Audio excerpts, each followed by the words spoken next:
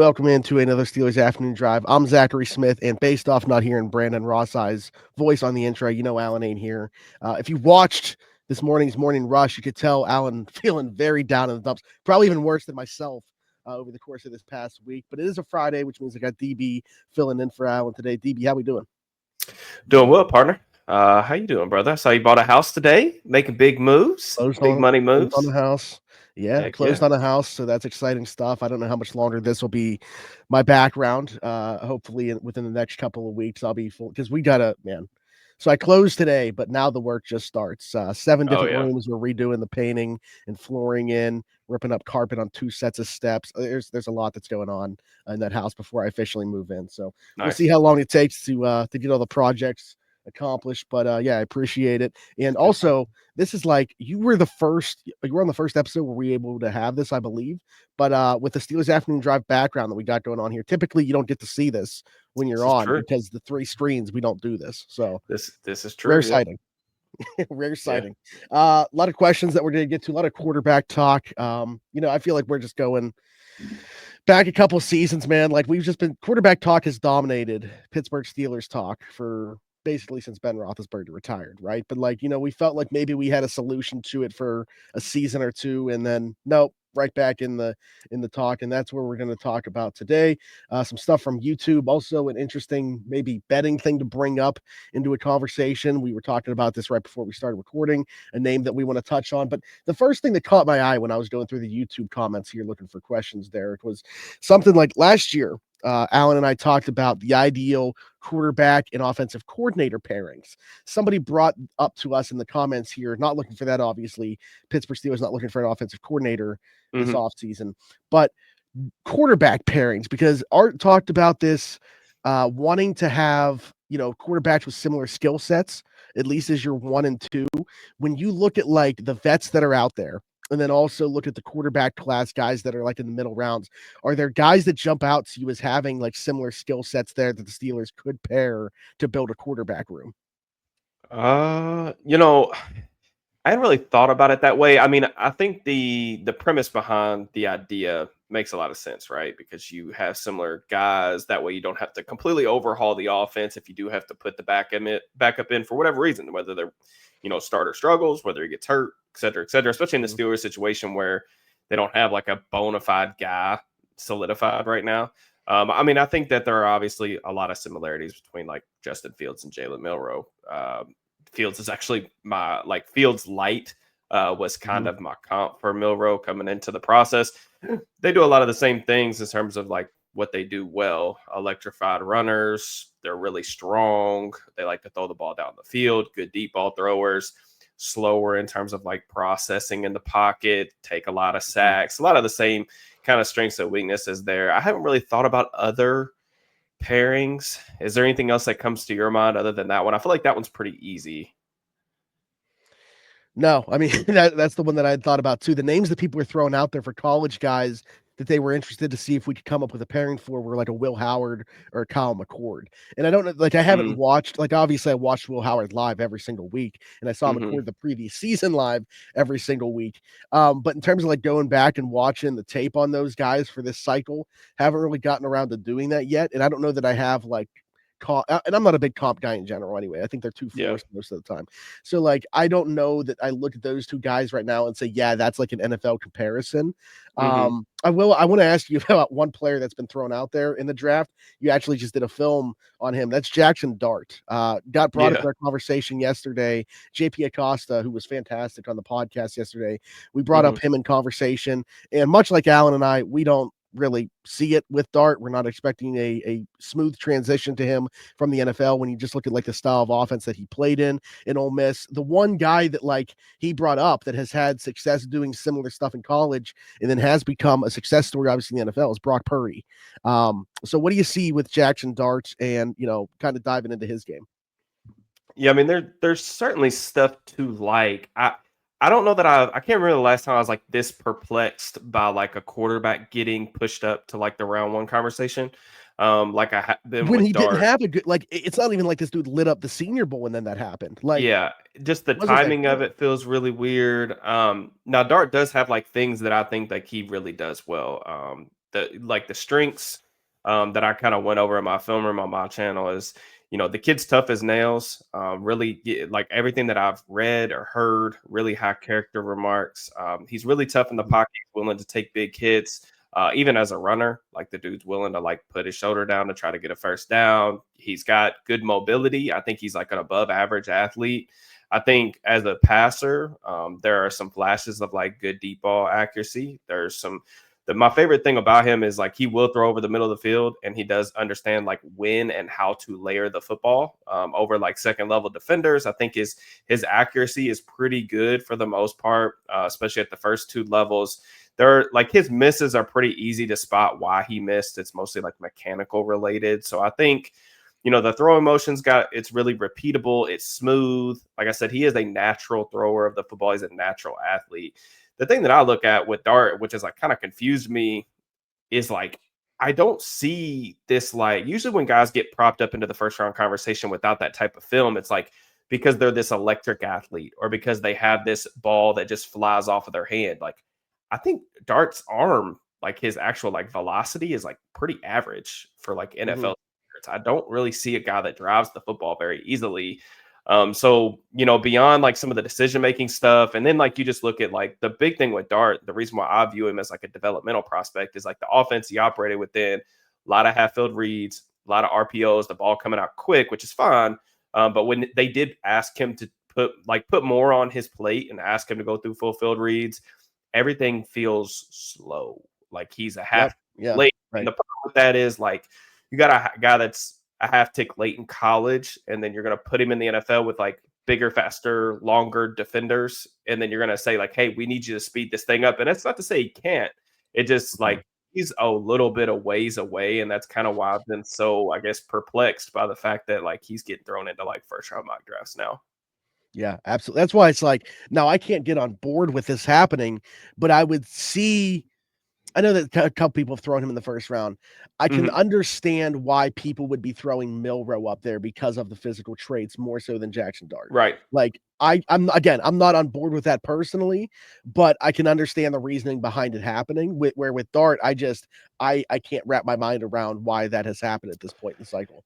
Yeah, it's very strange. I think that there is there are some people that like his arm better than I do, for sure. I just don't. I think when he has to drive the football, I don't see a ball that like flies off his hand. And the timing makes the least amount of sense to me, to be honest with you, because like within that offense, like you would think everything should be just like on time. Especially like Lane Kiffin's so good at getting that out of guys. Well, and that's the thing. Like you watch the offense, and that's like what's really difficult about his evaluation is like I went back and watched. At first, I went and watched like a couple games. Was like, okay, like I just don't see it at all. And then I went back. I was like, I gotta watch like full games of this dude because it's so hard to pull out reps because there's just not a lot of translatable stuff. Like it is a lot of like him hitting his first read. And that's credit to like good offensive architecture for sure with Kiffin and like the RPOs, the quick game, and him throwing like smokes out to the perimeter. But it's just like when he was asked to do like more of like the NFL like quarterbacky type stuff, I thought that, the results weren't all that great. And also another thing with Dart that I didn't really touch on in my film room is like a good amount of his production, like this past season, like his best games were against the worst competition. Like even like a lot of people like love that Duke bowl game. I don't even personally think like that tape was my favorite of his. A lot of people love that bowl game, but Duke had a ton of opt-outs. Like they were not playing, like he wasn't really playing like a good competition level at that point. So I don't know. I mean, if you were to tell me like going into the cycle that Dart was the guy that could sneak into day two, I would have said like, okay, like I get it. It's probably not like my favorite like third round pick, but like I just think it's preposterous that we're even talking about this guy in the first round. To me personally, but he's got a lot of fans. Yeah, absolutely. Was mocked to the Steelers 21st overall in Field Yates' mock draft. Really hoping that does not come to fruition. What was it the previous day? Was it Quinn? Yeah, previous day was a mock draft with like Quinshawn Judkins, round 1. Who was it in round 2? I know Denzel Milroe in round 2. Yeah. It was Milroe in round 2, and then Denzel Burke in round 3. I was like, my goodness, man. If either of these two are what ends up happening here. I've tried to I've tried to almost. I mean, I've remained really steadfast in my belief that I don't think this is a good quarterback class at all. I think it's pretty Yeah. bad. But I've almost like gotten to the point where I've tried to avoid talking about it as much as I can beyond just like content creation, because I think back to a couple years ago when I said similar things about like, hey, this quarterback class is really bad. I don't want the Steelers to take one at all. And then they went and did it at pick 20. So it's like I don't want to Yeah. jinx Pittsburgh, because I feel like I did Mhm. this to us last time and it didn't work out in our favor. So I'm hoping, they just choose to. I mean, I'm okay if like they take like a mid-round dart throw or something like that. Like I understand that. They Mhm. only have one quarterback really signed to the roster right now. I get that you've got to fill out. And if it's a backup option, that's fine. It's just like in Mhm. the first, in like the top 50 picks, like with their first two selections, it's just not what I would do. You'll be happy to know we asked JP, and this wasn't like, at the top of the draft, just at any point in the draft where you see a good fit for the Steelers to draft a quarterback. Tyler Shuck Mhm. was this guy on day 3. Yeah. I don't know. I don't know if Shuck's gonna last at day 3. It's really funny because I cannot take credit for Shuck either, because Nick was on Tyler like Mhm. way more. And I had seen him play, obviously, because I'm a U of L alum. So I do follow U of L football. I'm not a U of L fan, but I do follow. So I was watching him play, and like there were definitely tools. It's just there still is such a small sample size to work with his film, because he's been hurt. Yeah. He had 3 season-ending injuries. He broke his collarbone twice. So there's just not a lot of film to really go off of. But when you go back and like you kind of peel it back, there's a lot of like really good stuff on his film. And if you're actually just saying like what translates and things like that, there's a lot of like quarterbacky type stuff on his tape. And it just, to me, he is older. That's going to play a factor in it, but I don't think that matters as much for like quarterbacks. It's not like Yeah. corner necessarily. You draft the 25-year-old corner, you're basically saying like this dude's not going to get you a second contract, because those guys fall off at 30. Whereas like quarterback, you're hitting your prime Mhm. at 30. So it's a little bit Sure. different, but I am intrigued by Shuck. I don't know. It seems like I saw Dane Brugler has him as QB3 now, I Yeah. believe. I Yeah. don't know if it was QB3. Like him and Dart, I think, are both in like the late 50s. Um, I've Mhm. seen him get love from a couple different big name draft people, which kind of normally means that the NFL is kind of gravitating that way too. It's usually how that Yeah. works. But yeah, Makes interesting. sense, especially within this class. But I want to pivot the conversation, talk about some vets now. I Mhm. mentioned at the top of the show an interesting name that was mentioned: Steelers in betting odds. It feels like any player that becomes even At the remotely top. available, potentially, the Steelers have been at the top for like 18 months in a row now. The Steelers have been Hmm. there, so they're kind of the champs of that. Hang the banner. But Matthew Stafford's name has been floated around a little bit, and I saw today that they're the co-betting odds favorites should he leave LA. Now, it prefaced by saying that the expectation, at least from them, was that that was not going to be the case. They want to work through whatever contractually to make sure that Matthew stays there with the Rams. You shared Hmm. a different sentiment to me right before we started recording. Where are you at with Stafford? And, should he become available, is that a route the Steelers should go, understanding that, sure, he is probably the best that they can do for 2025 and maybe Yeah. in 2026, but obviously still not a long-term solution. Yeah, it's interesting, man, because when people first started to talk about this immediately after the loss, there was a weird comment that he made like in the post game saying that he thought he played good ball. He wants to keep playing, but doesn't know if it'll be there or something like that. And then there was like some messaging from like their beat reporters that were kind of suggesting the same thing, like they don't know if he's going to be back. What did you hear what And Les Snead said regarding it when he I didn't hear that. What was they that? asked him they asked him about a potential trade of Stafford, and he didn't Hmm. shoot it down. He also didn't Yeah, say like it's going to happen, but what he did was talk about when they traded for him and say like the timeline of how things went, and said so if they were to go down that path, that's what it would look like. And I was like, well, that was weird for him yeah. to not. Yeah. Yeah, I don't know. I think maybe it's just me. I'm trying to like read between the lines here, but it's like normally if your quarterback isn't really available and you want to move forward with him, normally you just come out and say it, right? Like it Mhm. doesn't even mean you have to believe it, right? Like, but the general manager would normally come to their defense and be like, "Yeah, like this is our guy," and they haven't done that at all, at least from what Took I've about seen. Like, 30 seconds yesterday for Trevor Lawrence stuff with the yeah, Jaguars. right. Yeah, Yeah. that's what we're talking about. But yeah, I mean, it's really interesting. I do think it does seem like he's going to get dealt. The thing with LA is kind of weird, is because I don't actually think they were close to beating Philly. I mean, the end of the game like made it seem like that, but like Mhm. that really wasn't all that competitive. Philly didn't play very well that day either. that game really never really seemed super competitive to me. But I don't necessarily think that they're all that far off from competing. I mean, they've rebuilt that defense on the fly almost, and they've hit on a bunch of draft picks. Snead's done a great job in the draft recently. So it's kind of weird that they'd want to blow it up, but it's kind of like the Cooper Cup thing too. I think that the Rams, they have this, they like Snead and McVay have great job security. And I think that they just like look at the moves that they've made in years past. Like they will go all in and then they will kind of pull things back. Like if you think about like the moves for like Jalen Ramsey and like pushing for like a Super Bowl, they've done this thing where they've kind of went all in and came back a little bit. I think some of it's like they want to move on from players before, like so that they can get something of value in return before they just collapse. And maybe they think that that's on the horizon for Stafford, right? Like we saw like kind of how his arm looked like maybe a little bit in that playoff game against Philly, like where it was bad weather and he wasn't able to kind of zip it the way that we're normally used to seeing him zip it indoors. So I wonder if that's kind of the case and they're just trying to get what they can from him. And also like Sam Darnold's out there available. So I'm just saying like it wouldn't surprise me if that was the route that the Rams went if they moved on from Stafford. Maybe they think like, okay, we McVay says, I know that I can do what my protege O'Connell did with him. I think I can continue to grow this guy. He's 10 years younger or 11 years younger, I think. Let's see what that does for us in a year or two. So I don't know. It's interesting, but I do think I kind of do lean towards him getting dealt. It's interesting because you talked about them being able to hit on the draft picks. Now, of course, like the ultimate goal is winning the Super Bowl. But if you're right with them having the self-awareness to say, okay, like we're a playoff team, but we're not quite in that echelon that we need to be to play with the Philadelphias of the world. Let's kind of, I don't want to say reset this, but retool this because we know what we can do with these draft picks. So if you trade Cup and you trade Stafford, and then you have those picks at your disposal to hit on the way that they have, and especially on the defensive side within the front seven the last couple of seasons, the way that they have with Kobe Turner, Jared Verse, Braden Fisk, obviously fantastic draft selections. But I think that's an interesting point. And then you have obviously, so you don't have to commit draft capital to do it, but then you get the quarterback in Sam Darnold. That would certainly be interesting. The second point that you made there, in terms of the way that Stafford looked in that playoff game, concern for you if this were the move for Pittsburgh in terms of what Stafford would look like playing in the conditions that we know that he would have to play in Pittsburgh.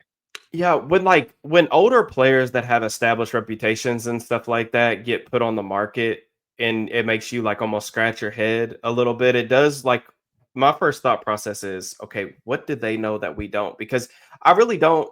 I said that I don't think they were really close to knocking Philly off for real. That game wasn't nearly as close as the final score was. But I don't necessarily look at the Rams and say like, there's a world or a reality where they're in the NFC Championship game next year with Stafford. If he stays healthy, their offensive line gets healthier than it was this year. Because like he's still like even through this past season, like there were flashes there where he was really carrying them with his arm. So I just kind of wonder, like, do they think he's really close? I mean, he's taken a beating over the course of his career, man. Like he's had a lot of injuries. He's got the back issue. That was a big thing. Like when he was getting dealt from Detroit. And then the arm thing too. I mean, he's 37 years old. Like even gunslingers. I mean, we kind of saw it with Ben. Like, granted, like the surgery and stuff was a big thing with him, but guys' arms, they can just fall off like randomly. Like it doesn't all that wear and tear. I mean, Stafford's throwing who knows how many passes. So I don't know. It is interesting. Like you look at Staff's contract, man. Like he's due 27 million and 31 million the next 2 seasons.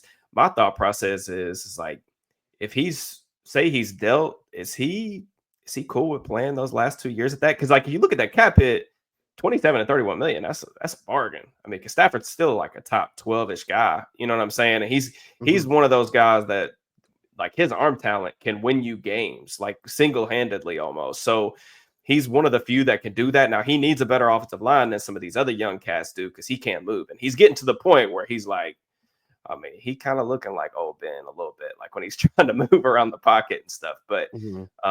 But if he's not like looking for a raise or looking for anything more than like, maybe a good compromise is like, hey, like I'll accept a trade here, whatever, but like guarantee these next 2 years.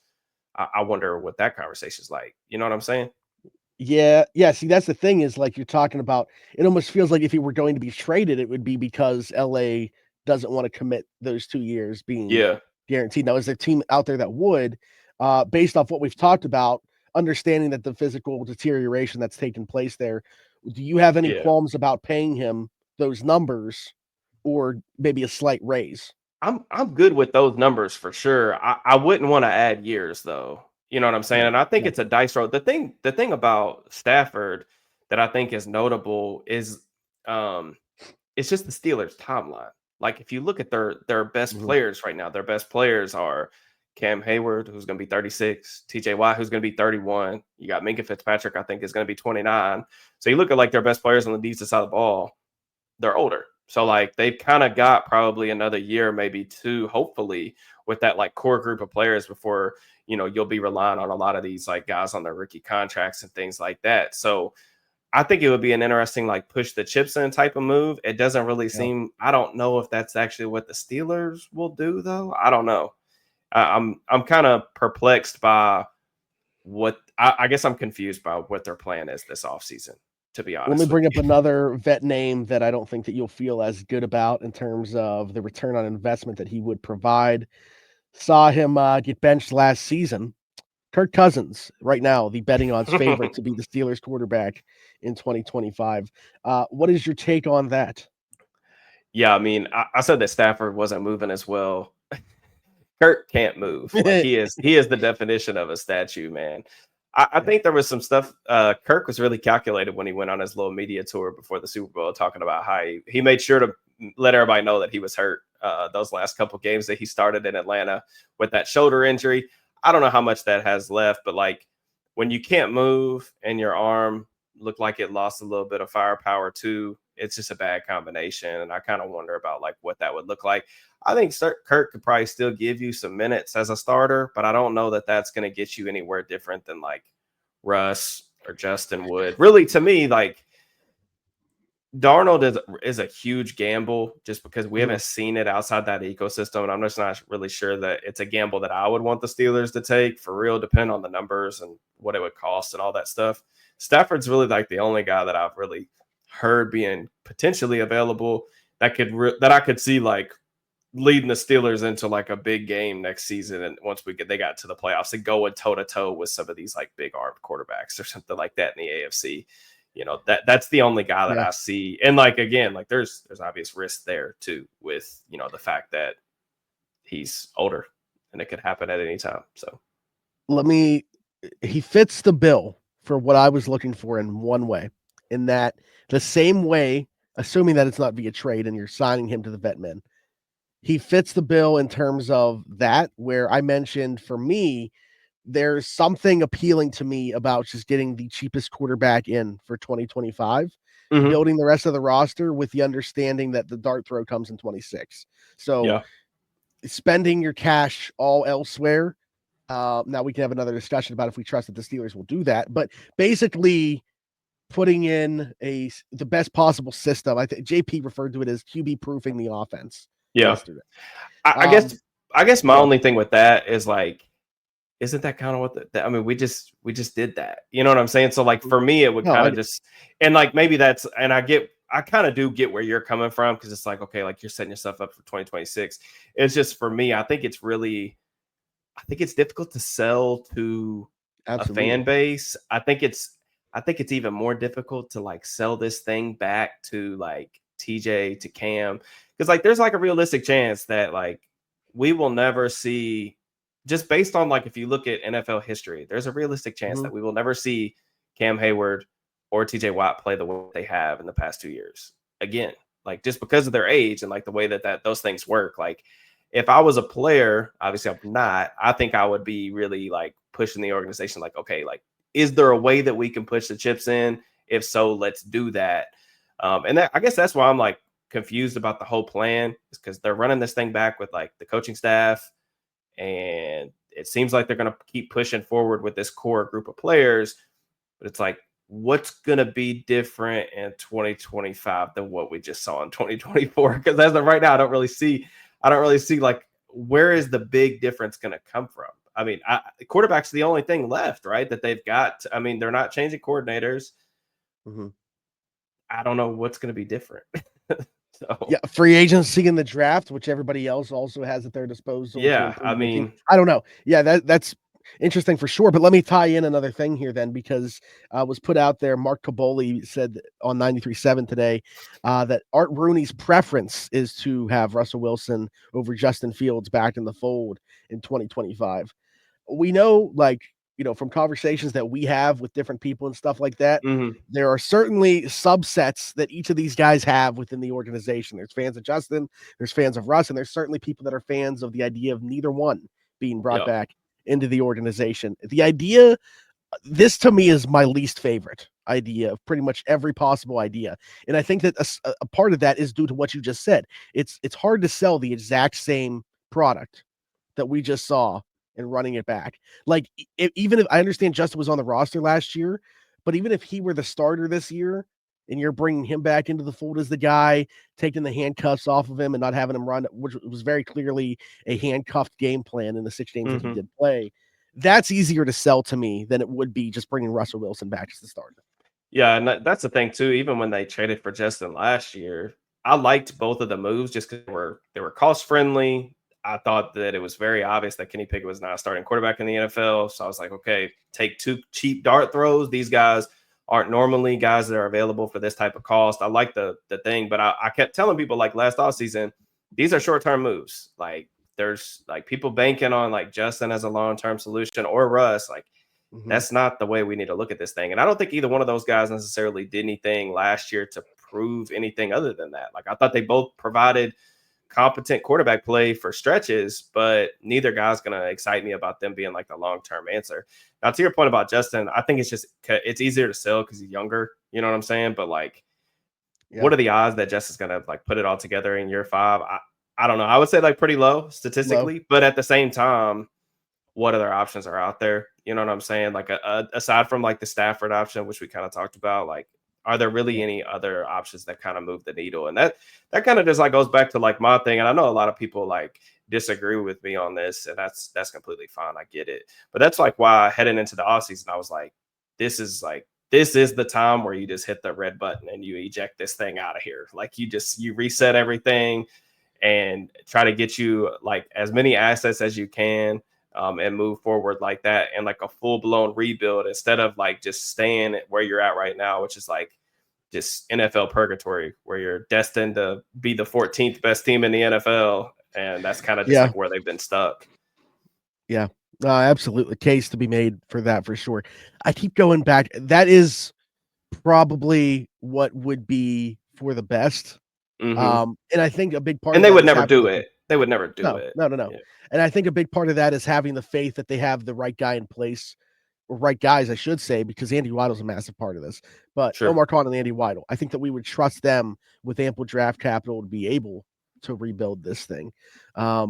But yeah, I mean, that's obviously an interesting conversation to be had. The idea of running it back with Justin or whatever they do at quarterback, obviously a big part of that is going to be getting more weapons than they had on the 2024 roster. Yeah, sure. Want to get your thought on this weapon being added, or if you would even consider him a weapon based off what we saw last year, just the reports surrounding him, because good friend of the show, our pal Nick Farabaugh, said that he expects, or his prediction is, that Deebo Samuel will be a Steeler.